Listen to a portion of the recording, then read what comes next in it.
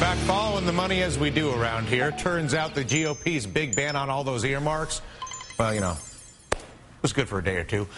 Days after Senate Republicans vowed no more pork barrel spending, gosh darn it, we're going to put a stop to that. Well, Senator Jon Kyl bringing a big hunk of bacon, good old-fashioned pork, a big stinking sweaty earmark, right back to his home state. $200 million of your hard-earned money that Kyl gets to play Mr. Big Guy, Daddy Warbucks. A drinking water project in Arizona, perhaps worthwhile, an earmark all the same. Perhaps less worthwhile, some of the drinking water money will be getting used, get this, for snowmaking equipment. Are you kidding me? Also some money for the Apaches casino, your money, bartered for in an earmark by Republican Senator Kyl, who, gosh darn it, doesn't believe in earmarks. The senator's office insisted to the Washington Post that the measure is not an earmark. We reached out to him for comment about their non-earmark earmark. Just to be clear, the Senate does have a definition of an earmark, and here you go. They say an earmark is a spending item inserted primarily at the request of a senator going to an entity or targeted to a specific state. Joining us now, our Washington insider and lobbyist, Jimmy Williams. I'm confused, Jim. You're confused. I'm confused. Clearly, the Republicans are confused, Dylan.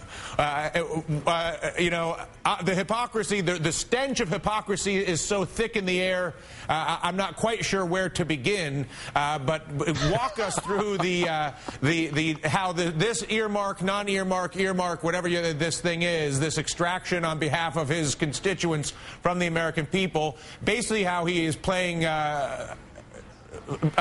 chicken with nuclear arms in order to get money for snow on an Indian reservation.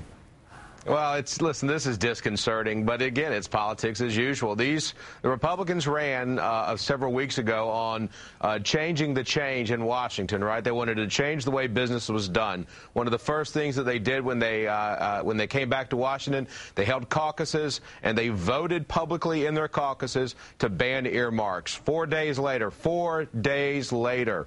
the number 2 Republican in the United States Senate, Jon Kyl of Arizona, he would be John McCain's junior senator.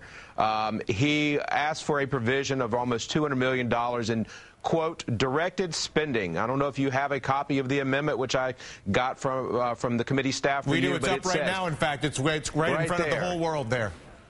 Directed spending, and it's for a snowmaking water treatment processing facility that will also help fish out on this Indian reservation in Arizona. I didn't know you could ski in Arizona. Apparently, there is a pilot project to do that now.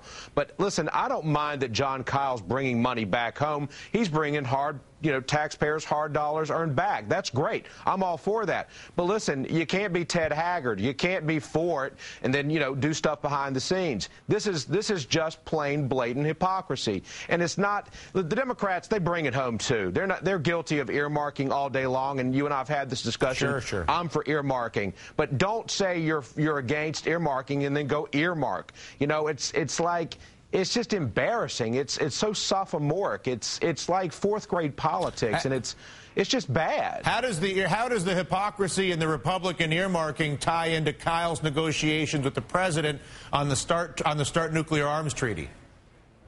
Well, I think they're separable issues, to be honest with you. I mean, Jon Kyl, the bill that he put this on was a settlement for the African-American farmers in this country that had sued the Department of Agriculture years going back, as well as the Indian Americans in this country.